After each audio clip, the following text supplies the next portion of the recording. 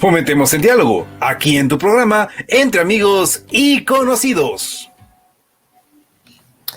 Bueno, quiero darle la bienvenida a la ministra de Educación, María Brown Pérez, y agradecerle por aceptar este diálogo en este espacio Entre Amigos y Conocidos. Buenos días, ministra. Muy buenos días con todos. Gracias a ustedes por la invitación.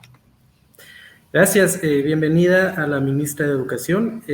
Acá desde Riobamba un saludo muy cordial, allá Ingrid desde Quito, por supuesto también ustedes de Quito. Después de saludarle, pues pedirle una evaluación de lo que ha sido este inicio del año lectivo. ¿Con qué novedades ha encontrado? Buenos días.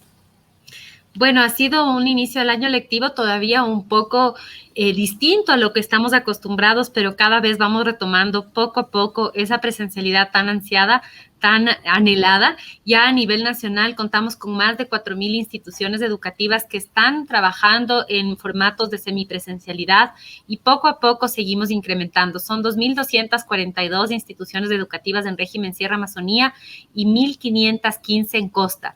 Acordémonos que tan solo hace unos meses, antes del 7 de junio, ninguna institución tenía presencialidad y que los estudiantes habían pasado ya más de 14 meses sin ningún contacto.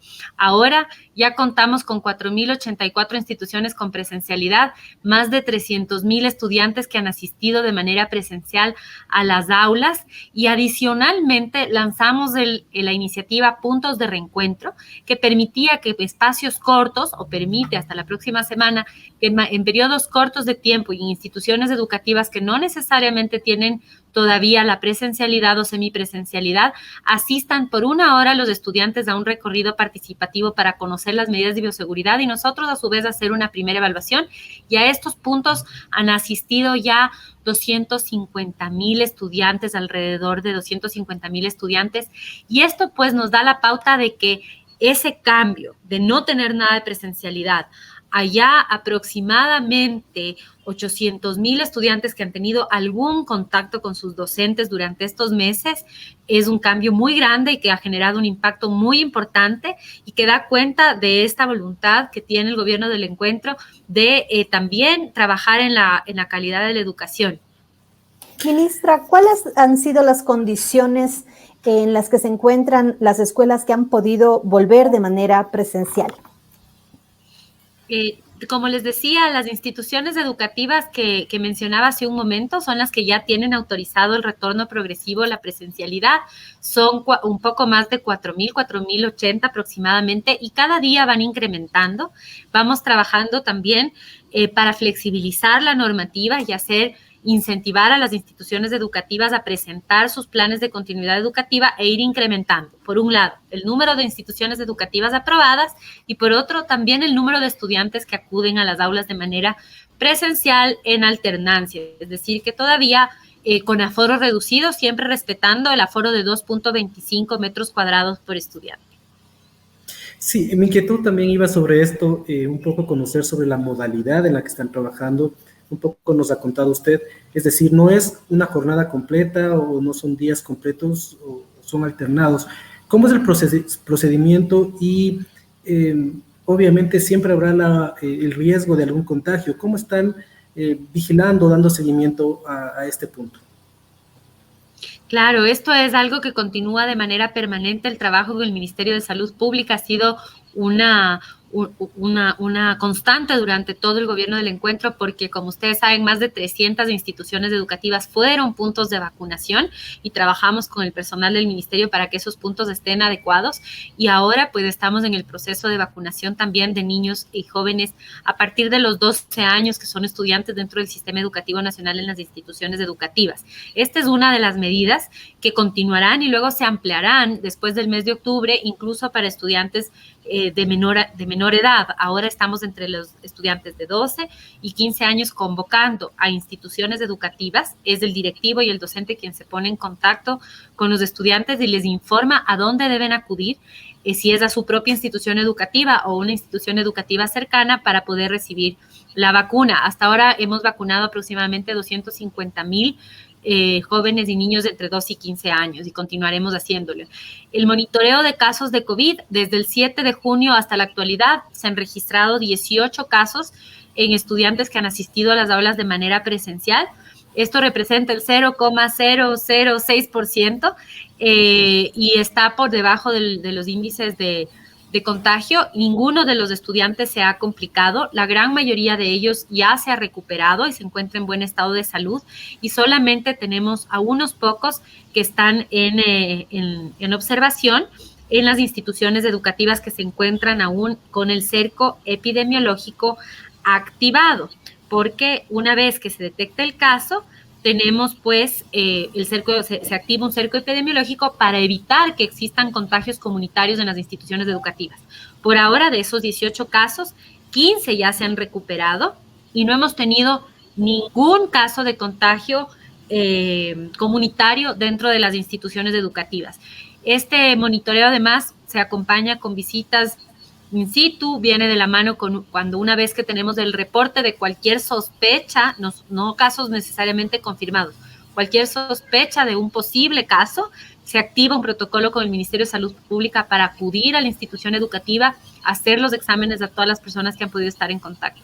El protocolo ha funcionado muy bien y el hecho de que hayamos avanzado de manera progresiva, con paciencia, pero además con mucha dedicación y verificando que cuenten con todas las condiciones ha permitido que esto sea posible y que ahora se sostenga esta política en el tiempo y cada vez podamos acercarnos a un mayor número de instituciones con semipresencialidad, pero siempre recordándole a la población que es importante mantener las medidas de bioseguridad, no solamente dentro de las instituciones educativas, sino también fuera de ellas. Es importante mantener el uso de las mascarillas, el distanciamiento, independientemente de que estén ya vacunados o no, porque todavía no hemos llegado como país a ese tan deseado inmunidad comunitaria que nos permita ya ir bajando estas medidas.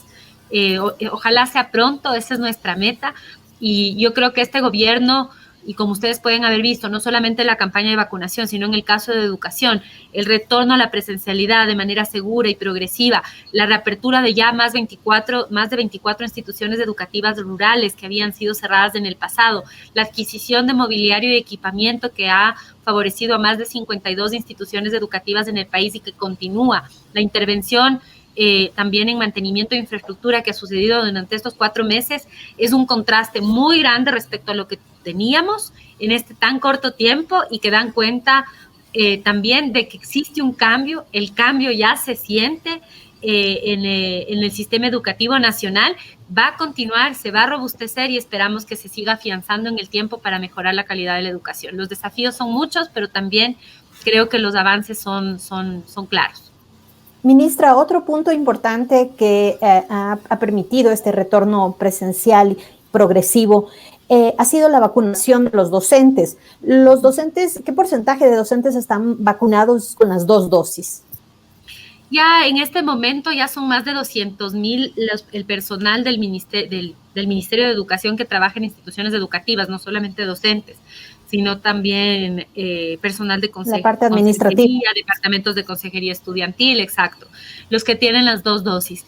Tenemos muy pocos, debo decir ya, docentes rezagados que no han sido vacunados, ya esto no ha sucedido porque no se les ha convocado, sino que por voluntad propia, como ustedes saben, la vacuna es voluntaria, y por voluntad propia algunos de ellos no han querido vacunarse. Creo que también al ver el gran efecto positivo que ha tenido en reducir los contagios, en reducir sobre todo los índices de mortalidad, más y más gente, más y más docentes incluidos ahí han acudido a los puntos de vacunación, pero aprovecho, Ingrid, pues precisamente tu comentario para invitar a aquellos pocos docentes que todavía nos quedan por ahí rezagados, que no han deseado hasta ahora vacunarse, están todavía a tiempo para ir a un centro de salud y recibir su vacuna. Esto ha sido claro, pues, del gran beneficio que tiene para toda la comunidad y para la reactivación, no solamente del sistema educativo, sino la reactivación del país en su conjunto. Ministra, obviamente usted nos ha comentado que los desafíos son muchísimos. Yo quisiera hablar sobre el contenido. El contenido se hablaba, no sé si hay estadísticas o estudios acerca de posibles rezagos causados por la pandemia con respecto al sistema educativo. Ha habido retrocesos, obviamente, porque, claro, no era lo mismo la presencialidad. Mucha gente o muchos niños no tenían acceso a la tecnología para poder seguir sus estudios. Es decir, ¿hay estudios de cuánto hemos perdido y cuánto tendríamos que recuperar? Bueno, seguimos haciendo cada vez más análisis detallado y cada docente en este inicio del año lectivo, tanto en régimen costa hace unos meses y en régimen sierra en este mes, inician con un proceso de identificación de precisamente el nivel de adquisición de los distintos hitos del aprendizaje dependiendo de la edad y nos permite tener un análisis detallado estudiante por estudiante. Pero tenemos ya información que nos permite tomar decisiones más generales.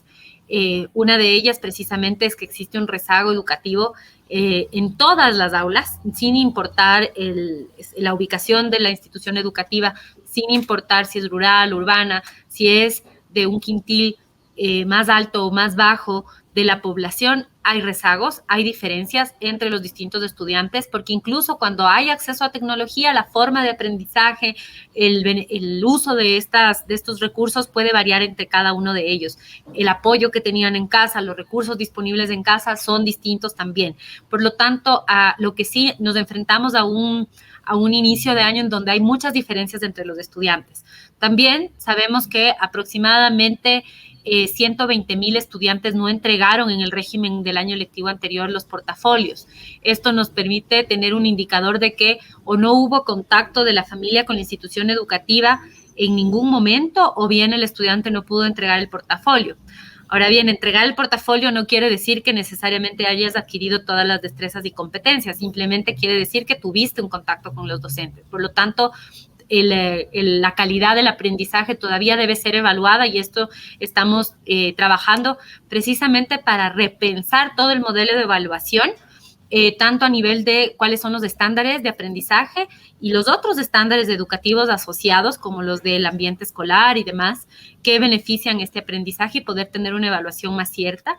Asimismo, estamos evaluando las distintas opciones de evaluaciones internacionales a las que podría sumarse Ecuador para ver también en qué estado de situación nos encontramos.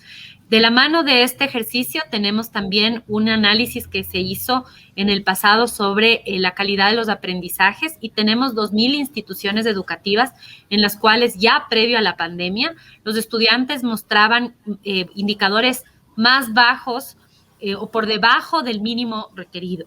Estas son 2,000 instituciones educativas que han sido clasificadas como con pobreza de aprendizaje y que en las cuales estamos trabajando con la iniciativa Aprender a Tiempo, en donde estamos implementando o iniciando la implementación de un programa de nivelación en estas instituciones educativas que está acompañada de un docente o de una docente que está ahí en calidad de asesora, de mentora, para poder acompañar en la mejora de la calidad de los aprendizajes.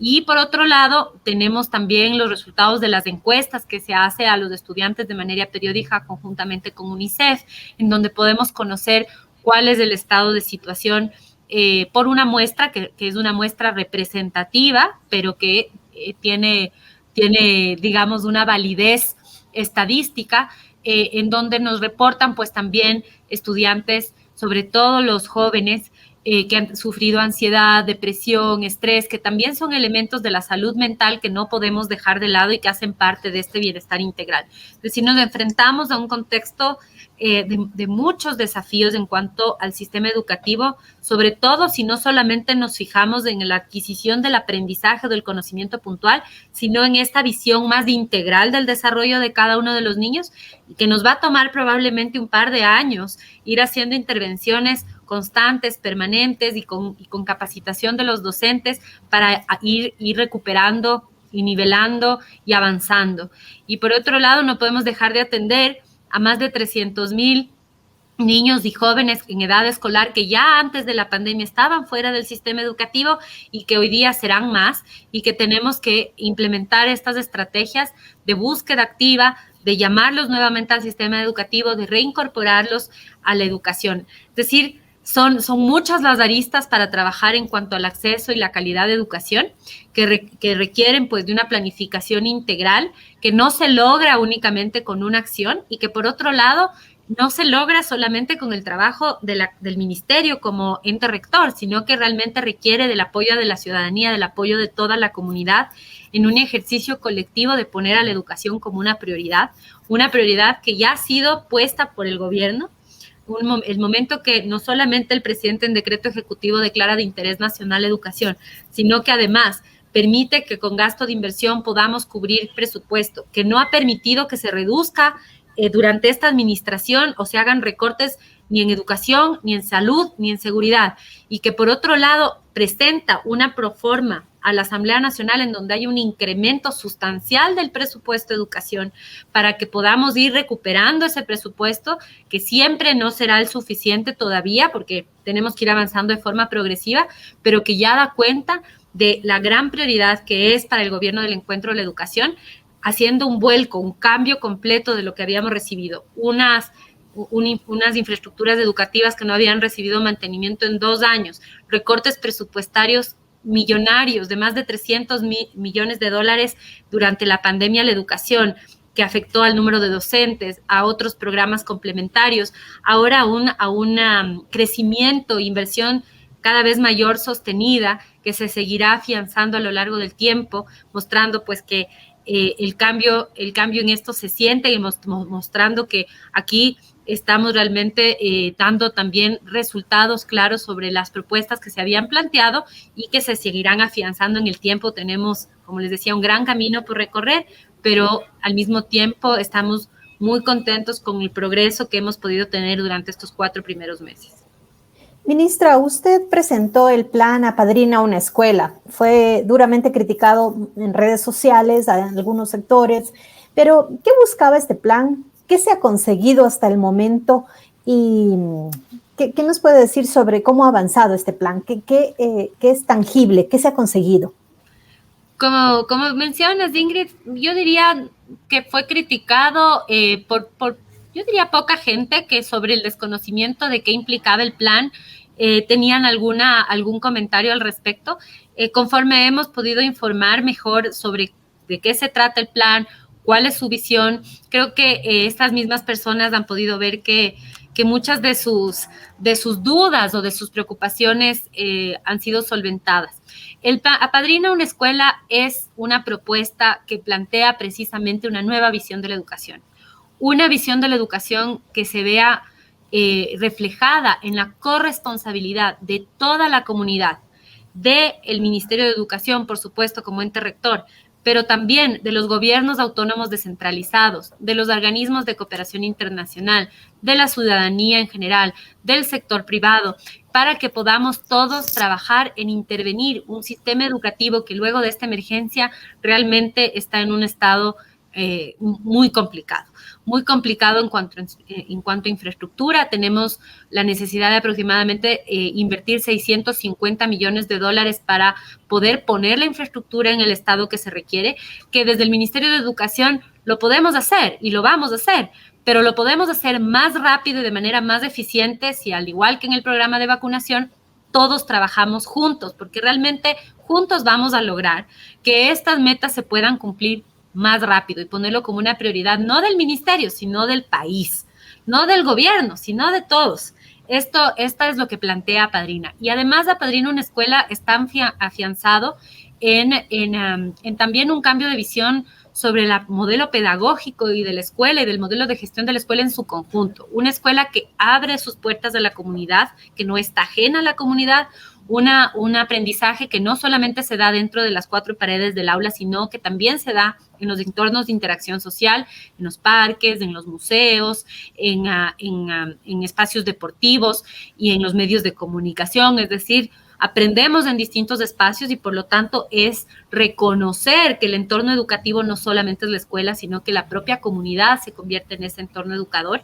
Y por otro lado, optimizar los recursos que tenemos dentro del sistema educativo para que podamos mejorar no solamente los servicios educativos, sino también brindar a toda la comunidad oportunidades de uso de estos espacios que son espacios de la propia comunidad. Y es el recordar que si trabajamos de manera articulada y de forma ordenada, vamos a tener más transparencia en qué estamos haciendo nosotros como Estado, pero también qué puede hacer la cooperación, qué puede hacer el sector privado. Teníamos ya muchísimo interés de cómo ayudar. La gente ahora tiene realmente un sentido de solidaridad que yo creo que hay que rescatar y es admirable, pero si uno quiere ayudar y no sabe cómo. A lo mejor ni los recursos van a ser bien utilizados y bien optimizados, y más bien lo que vas a generar es un poco de desequilibrios y desorden. Lo que buscamos es que exista orden, que si hay alguien que quiera ayudar, lo haga en las áreas que son prioritarias para el ministerio, que si se quiere intervenir, se haga bajo la rectoría del propio ministerio y bajo las directrices que se emiten a nivel nacional, para que todos los recursos, tanto humanos como económicos, sean optimizados de la mejor manera. Esa es la propuesta. Es una propuesta de trabajo conjunto que invita a la población a poner en primer lugar a la educación. Ya, obviamente, lo primero ha sido la salud, garantizar pues el bienestar físico, la salud, y luego pues es la educación. ¿Cómo podemos dar más oportunidades, crear oportunidades para que todos los niños y jóvenes tengan acceso a una educación que luego les permita mejor acceso a empleo, que les permita desarrollar su plan de vida y alcanzar sus metas personales? Ese es nuestro objetivo. ¿Y qué se ha logrado? Le preguntaba yo. ¿Qué hay ya concreto? ¿Hay donaciones? ¿Las empresas se han movido? Por supuesto. Hemos ya movilizado. El ministerio no recibe recursos económicos, sino que se movilizan directamente en beneficio de las instituciones educativas, pero nosotros hemos hecho un mapeo aproximado de los montos a intervenir, tanto de los gobiernos autónomos descentralizados como de otras instancias, y hemos superado en estos primeros meses de la Padrina Una Escuela los 11 millones de dólares. Seguimos avanzando. Tenemos, entre otras cosas, una donación de la Asociación de Papeleras del Ecuador de más de 50,000 kits básicos de útiles escolares, es decir, listas básicas de útiles escolares que han podido ser entregadas a estudiantes en condiciones de pobreza que no tienen la posibilidad de adquirir estos útiles básicos. Hemos además iniciado un pilotaje con el GAD de Portoviejo y con también el gobierno provincial de Portoviejo para poder, de la provincia, digamos, para poder intervenir con un nuevo modelo de alimentación escolar en donde se incorpore alimentos frescos que luego queremos replicar a otros lugares del país. Hemos asimismo recibido bastantes aportes de distintas instancias que han querido entregar a estudiantes y docentes herramientas tecnológicas. Ya son cerca de 60,000 las computadoras y tablets que hemos podido adquirir y entregar durante estos primeros meses de la Padrina Una Escuela, y cada día pues seguimos trabajando para optimizar estos apoyos con la cooperación internacional, UNICEF, ACNUR, UNESCO. Hemos estado trabajando también en la entrega de kits básicos de agua y saneamiento en instituciones educativas que no tienen el agua potable, entre otras, ¿no? Entonces, como ustedes podrán ver, la Padrina todavía hay algunos elementos que seguirán robusteciéndose, pero parte importante es que existe esta transparencia para que la comunidad sepa quién y dónde está apoyando. Responsables con el tiempo que habíamos, nos hemos comprometido con esta entrevista, quisiera terminar con una inquietud final, ministra.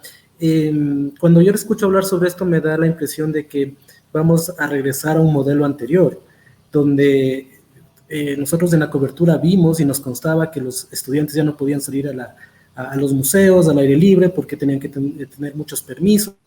Se había creído que todo tenía que absorber el Estado, que se veía como el aporte de afuera como caridad o como que no estaba correcto. Entonces me da la idea de que es como un retorno a otro tiempo. Sobre eso y sobre lo que usted nos comentaba, ministra, ¿va a haber algún cambio en el perfil, en los currículum? Porque me gustó el hecho de que haya dicho usted que se debe contemplar el aspecto emocional también. Hemos visto a los padres, por ejemplo, en Quito, creo que haciendo alguna protesta porque 200 personas o 200 estudiantes habían perdido el año. Entonces me pongo a pensar, ¿hay un cambio? ¿Estamos todavía orientados o dirigidos a la evaluación de esa nota por sí mismo, o tenemos ya un modelo en que nos va a permitir también advertir esta parte integral del ser humano? Esto para finalizar, ministro. Gracias, Diego. No, muy, muy buena tu pregunta. Y sí, hay cosas del pasado que recuperamos que son buenas.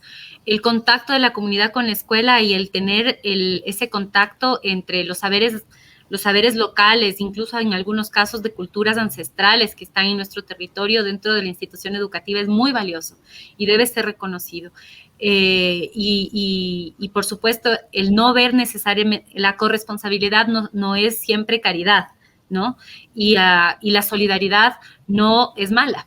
Y creo que el desmitificar algunos de estos elementos sin que se homologue o que se piense como parte de una misma moneda, la corresponsabilidad con la falta de rectoría del Estado. El Estado puede tener rectoría y tener claridad sobre cuál es la política pública al tiempo de involucrar a la comunidad en este proceso que debe ser parte integral de lo que todos contribuimos a la sociedad. Es un desarrollo realmente conjunto de toda la sociedad y la educación.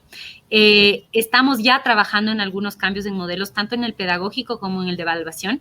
Yo diría que todavía los cambios son pequeños porque estas transformaciones son bien integrales y requieren de un tiempo para ir, entre otras cosas, trabajando con los propios docentes en su creación y luego en su capacitación. No es establecer políticas desde el ministerio sin conocimiento del territorio y sin conocimiento y participación de los docentes y los estudiantes, sino trabajar con ellos en la construcción de un nuevo ejercicio y de un nuevo modelo. Sí hemos avanzado en algunos elementos, como es la flexibilización de algunos elementos de la malla curricular y el abordaje pedagógico para trabajar a través de proyectos interdisciplinares, reduciendo la importancia que tienen los conocimientos específicos de asignaturas y priorizando habilidades y destrezas que nos van a permitir adquirir conocimientos de manera autónoma. Por ejemplo, la lectura comprensiva y las operaciones matemáticas básicas y la lógica matemática son bases sustanciales y fundamentales que luego le va a permitir al estudiante a tener acceso a información de cualquier tipo. Por lo tanto, es ahí en donde estamos robusteciendo nuestros esfuerzos. Esto se complementa con las habilidades socioemocionales tan importantes que son parte del desarrollo integral y que deben estar incorporadas en el currículo de una manera más visible. Están en el currículo, pero tienen que estar incorporadas en la práctica de una manera más visible. Y sin duda el modelo de evaluación, en donde el modelo de evaluación nos refleje la importancia de estos elementos, que no solamente evaluemos con una nota final de un examen de grado. Esto también lo hemos modificado a través de un decreto ejecutivo.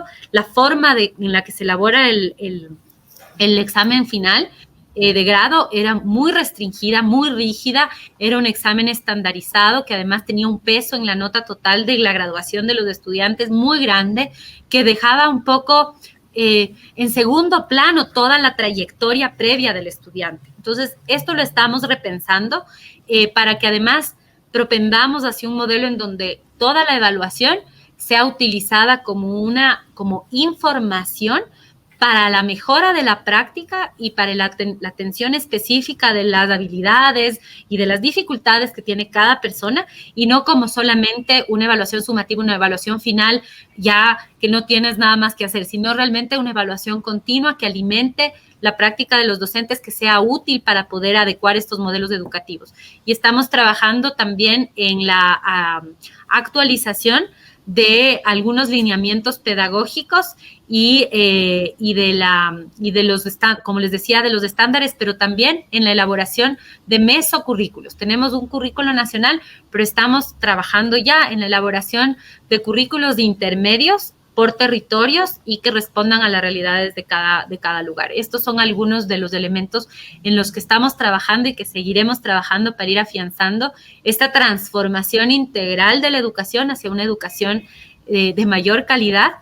Y hemos priorizado, Diego, y para terminar, también el trabajo con las instituciones educativas unidocentes y pluridocentes, que son el 40% de las instituciones educativas a nivel nacional y que no tenían hasta ahora, o no tienen todavía, estamos terminando, un modelo pedagógico y de gestión institucional específico para su realidad, para que estas instituciones que cuentan con uno o varios docentes para grupos de hasta 7 grados diferentes puedan tener un modelo educativo de calidad, en donde realmente los estudiantes puedan tener un servicio y un beneficio educativo al nivel de cualquier otro lugar del país.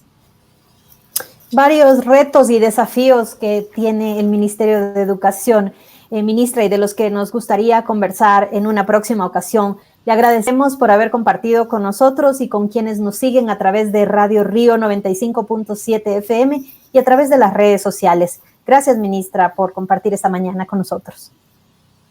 Muchas gracias a ustedes. Gracias, Ingrid, a ustedes. Un feliz día. Igual, gracias.